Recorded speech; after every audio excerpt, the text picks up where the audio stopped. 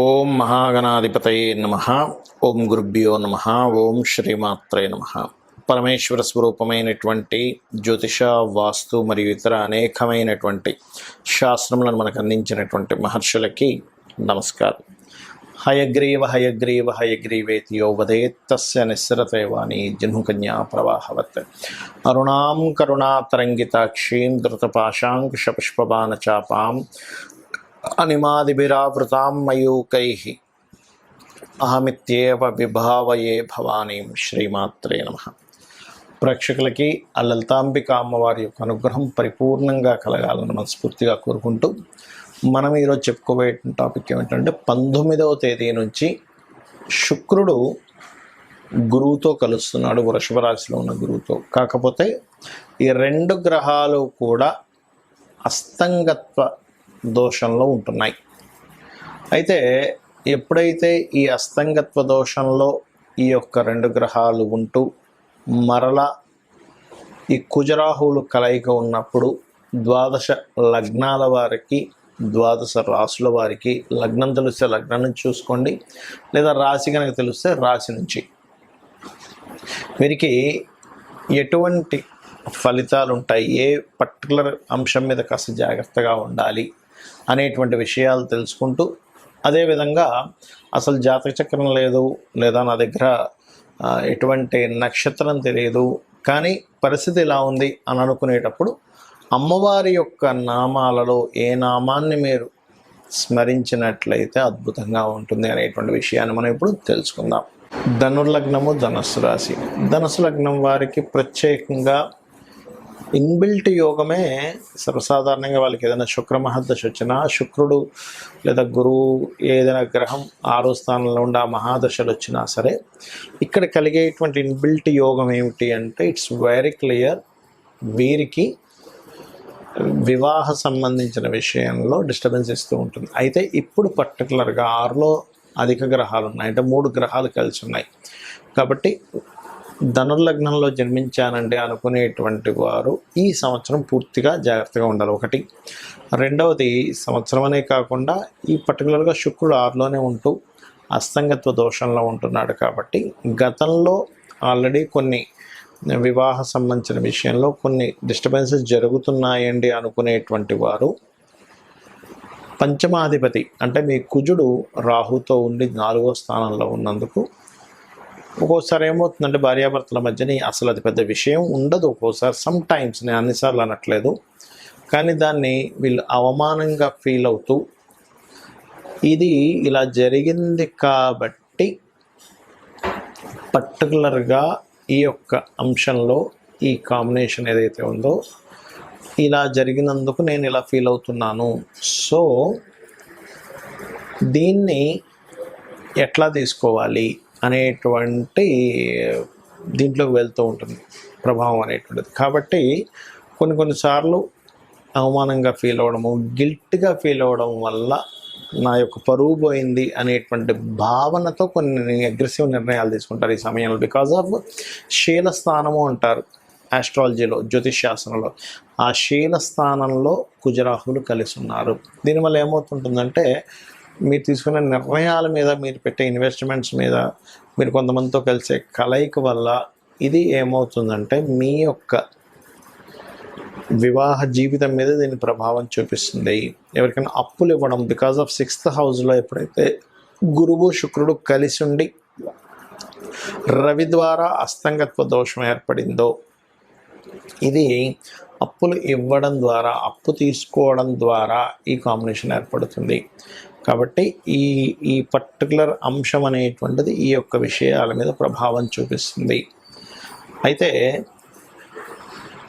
మరి ఈ గురువు ఇక్కడ ఉన్నంతకాలం ఉంటుందా దాని ప్రభావం అంటే ఖచ్చితంగా ఉంటుంది. కాబట్టి ఒక 1 year వరకు మెయిన్గా కాస్త జాగ్రత్తగా ఉండండి. అయితే ఈ ఒక్క 1 month మాత్రం కాస్త ఎక్కువ ప్రభావం ఉంటుంది. ఎందుకు అంటే ఈ 15వ తేదీ నుంచి ఎప్పుడైతే మీకు గురువు మారుతున్నాడో, ఈ రవి మారుతున్నాడో ఈ వృషభ రాశిలోకి, మరొక నెలపాటు ఎక్కువగా ఉంటాడో, అందుకని మీరు అప్పులు ఇవ్వడం కానీ, వివాహ జీవిత భాగస్వామితో లేదా పార్ట్నర్స్తో తెలియని చిన్న చిన్న డిస్టర్బెన్సెస్ కానీ ఇట్లాంటివి చోటు చేసుకుంటున్నాయి. మరియు బయట దేశాలకు వెళ్ళి చదువుకోవడానికి ఏదైనా కొత్త రీసెర్చెస్ చేయడానికి, విదేశీ కంపెనీస్తో ఏదైనా ఇన్వెస్ట్మెంట్ చేసి వాటి ద్వారా మీరు ఇంపోర్ట్ ఎక్స్పోర్ట్ చేయడానికి మాత్రం చాలా బాగుంది. కాకపోతే ఇక్కడ అప్పులు ఇవ్వడము తీసుకునే ప్రధానమైనటువంటి అంశం మాత్రం కాస్త జాగ్రత్తగా ఉండండి. మరియు దీనికి రెమెడీ ఏమిటి అంటే మీరు దుర్గాదేవి యొక్క ఆరాధన చేయండి, అన్ని విధాలా బాగుంటుంది. మరి నక్షత్రము తెలియదు, రాశి తెలియదు, లగ్నం తెలియదు అనుకునేటువంటి వారు ఏం చేయాలి?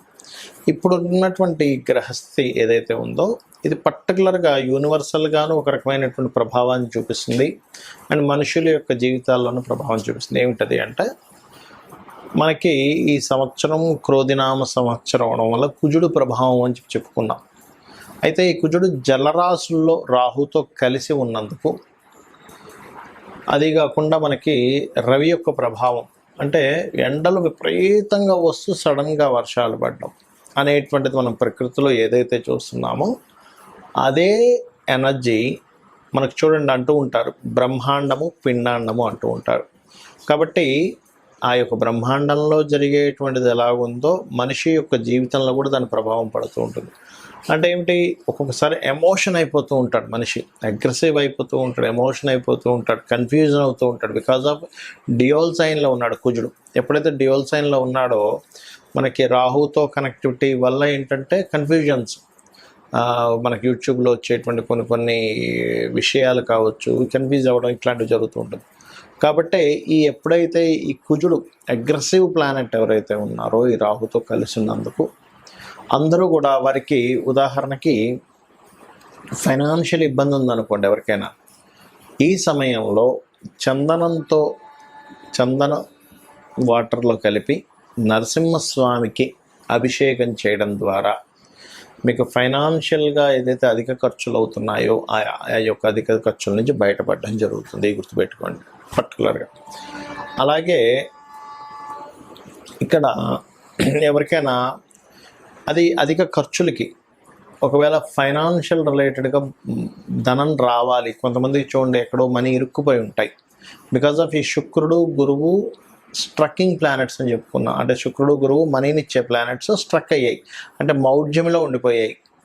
కాబట్టి ఈ పర్టికులర్ దాంట్లో మీకు మనీ ఇరుక్కుపోయిన డబ్బులు వెనక్కి రావాలి ఇప్పుడున్న సిచ్యువేషన్లో అని అనుకున్నట్లయితే మీరు చేయవలసింది ఏమిటంటే, సూర్య భగవానుడు ద్వారా ఇది జరిగింది కాబట్టి, అంటే సూర్యుడి యొక్క అస్తంగత్వంలోకి 2 గ్రహాలు వెళ్ళాయి కాబట్టి మీరు సూర్యుడిని చూస్తూ ఓం భానుమండల మధ్యస్థ భైరవి భగమాలిని అయి నమః, లేదా ఓం ధర్మాధ్యక్ష ధనాధ్యక్ష ధనధాన్య వివర్ధిని అయి నమః అని నామస్మరణ చేస్తూ, ముఖ్యంగా శుక్రవారం పూట చపాతీలు, ఒక 3 చపాతీలు కానీ 6 కానీ గుర్తుపెట్టుకోండి, వాటిని ప్రత్యేకంగా నూనె మీద కాల్చకుండా, నూనె వేయకుండా కాల్చినటువంటి చపాతీలకి, గోధుమలతో చేసిన చపాతీ అంటే మైదా కాదు, మీరు బాగా అర్థం చేసుకోండి.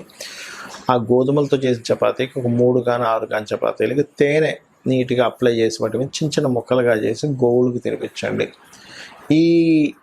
ఏదైతే ఈ ప్రక్రియ ఉందో ఇది ఏ రోజు చేయాలి అంటే ఆదివారము లేదా శుక్రవారం రోజు చేయండి. ఇలా కనుక చేసేటప్పుడు ఈ ప్రక్రియలో ఆదివారం నాడు పాయసం, సగ్గుజావతో చేసిన పాయసాన్ని మీరు సూర్యభగవానుడికి గనక నివేదించినట్లయితే ఈ న్యాచురల్గా అంటే యూనివర్సల్గా ఉండేటువంటి ఈ యొక్క గ్రహస్థితిలో ఈ రవి శుక్ర గురువులతో అస్తంగత్వం చేయబడిన రవి ఈ ఏదైతే మీరు చేస్తారో మనీ రిలీజ్ అవ్వడం జరుగుతుంది. ఎందుకంటే ఆల్రెడీ కొంతమందికి వాళ్ళ జన్మజాతకాల్లో 2nd హౌస్ పాడైంది, అందుకని వాళ్ళకి లైఫ్ లాంగ్ ఎప్పుడూ ఏదో ఒక ఇబ్బంది వస్తూ ఉంటుంది, లేదా ఆ పర్టికులర్ దశ వచ్చినప్పుడు. అది ఇప్పుడు పర్టికులర్గా గోచారంలో ఈ శుక్ర గురువులు కనుక రవి ద్వారా అస్తంగత్వం చెందినప్పుడు ఇంకా ప్రభావం పెరుగుతూ ఉంటుంది. అలాంటి సమయంలో మీరు మరింత ఇబ్బంది పడకుండా ఉండాలంటే ఈ యొక్క ప్రక్రియ చేయండి. అలాగే సహజంగానే మనం ఈ మౌఢ్యం సమయంలో కూడా ఎటువంటి శుభకార్యాలు చేయం. అయితే ఇందులో కొంతమంది కొంత కన్ఫ్యూజన్ ఉంది. ఎలా అంటే రెగ్యులర్గా చేసేటువంటి బిజినెస్లో ఇన్వెస్ట్మెంట్ చేయొచ్చా చేయకూడదా అని అడుగుతున్నారు. అటువంటి వాటికి ఎటువంటి ఇబ్బంది లేదు. రెగ్యులర్గా మీరు చేసే ఇన్వెస్ట్మెంట్స్, షాప్ పెట్టుకున్నాము, డబ్బులు పంపిస్తుంటాం, వాటి సరుకు పంపిస్తుంటారు, అటువంటి వాటికి ఇబ్బంది ఏం లేదు. ఎందుకంటే నన్ను చాలామంది ఈ యొక్క ప్రశ్న అడగడం జరిగింది కాబట్టి ఇటువంటి వాటికి ఇబ్బంది ఏం లేదు. కేవలం పెళ్ళిళ్ళు, గృహప్రవేశాలు, ఉపనయనాలు ఇటువంటి వాటికి మాత్రమే కానీ రెంట్ హౌజులకనో లేకపోతే ఇట్లాంటి వాటికి సంబంధం లేదు. ఇంకోటి ఇప్పుడు కర్తెర అంటారు.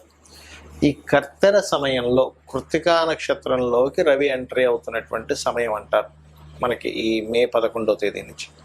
ఈ ఎప్పుడైతే కృత్తికా నక్షత్రంలోకి ఎంటర్ అవుతున్నటువంటి సమయం ఏదైతే ఉందో ఇది రవి అగ్నితత్వ నక్షత్రంలోకి ఎంటర్ అవుతున్నాడు. కాబట్టి ఏమిటంటే ఇది ఫైరీ ప్లానెట్, ఫైరీ రాశుల్లోకి వెళ్తుంది. అందుకని ఈ 24వ తేదీ వరకు ఉన్నటువంటి కర్తెర సమయంలో మాత్రం రెంట్ హౌజెస్ కూడా మారకపోవడమే మంచిది అనేటువంటి చాలా స్పష్టంగా గోచరిస్తుంది. అయితే ఇక్కడ ఉన్నటువంటి ఈ planetary aspect and planetary positions ఏవైతే ఉన్నాయో పర్టికులర్గా వీటికి నేను ఇందాక చెప్పినటువంటి ఆ 2 రకాల మంత్రము, అదేవిధంగా గోవుకి గోసేవ చేయడము, మరియు వీలైతే కనుక సుబ్రహ్మణ్యేశ్వర స్వామి ఆరాధన ఎప్పుడైతే ఈ కుజరాహులు కలిసి ఉన్నాయో ఎవరికైనా సరే గుర్తుపెట్టుకోండి, ఈ కాంబినేషన్ ఉన్నప్పుడు తెలియకుండానే కుటుంబ సభ్యుల్లో అన్నదమ్ములతోని, అక్కచెల్లెలతో, లేకపోతే బావమరిది, లేకపోతే రిలేషన్స్లో కొన్ని కంబైన్డ్గా కొన్ని ఇవి ఉంటాయి, ఆస్తులు అవి ఉంటాయి. అటువంటి వాటిల్లో మీకు కనుక ఎటువంటి గొడవలు జరగకుండా బాగుండాలి అంటే సుబ్రహ్మణ్యేశ్వర స్వామి ఆరాధన చేయడము, లేదా మరి కొంతమందికి కోర్టు కేసెస్లో ఇరుక్కొని చాలా గందరగోళంగా ఉంటుంది ఈ కాంబినేషన్స్ ఉన్నప్పుడు. అలాంటప్పుడు ఏంటంటే పర్టికులర్గా మీరు వారాహి అమ్మవారి యొక్క అష్టోత్తరం చేసుకోవడము చేస్తూ ఉన్నట్లయితే రెగ్యులర్గా మీకు ఏదైతే ఇబ్బంది ఉందో ఈ ఆస్తి సంబంధించిన విషయం, ఈ గొడవలకు సంబంధించిన విషయంలో, ఎందుకంటే చాలామంది నాకు ఏమండి నేను ఆ వారాహి చేసుకున్నాక నాకు ఈ ప్రాబ్లమ్స్ క్లియర్ అయ్యాయి అని చెప్తూ ఉంటారు. అదేవిధంగా మీకు కనుక 4వ అధిపతి 8వ అధిపతి కాంబినేషన్ మీ జాతకంలో ఉండే యాక్సిడెంట్స్ ఎక్కువ అవుతున్న వారు కూడా ఈ టైంలో కొంత జాగ్రత్తగా ఉండాలి. ఏదేమైనప్పటికీ కూడా నేను చెప్పినటువంటి మంత్రం చేసుకుంటూ లేదా రోజుకి ఒక్కసారైనా ఉదయం లేదా సాయంత్రం లలితా అమ్మవారి యొక్క స్తోత్ర పఠనం చేసినట్లయితే అన్ని విధాలా బాగుంటుంది. శ్రీమాత్రే నమః.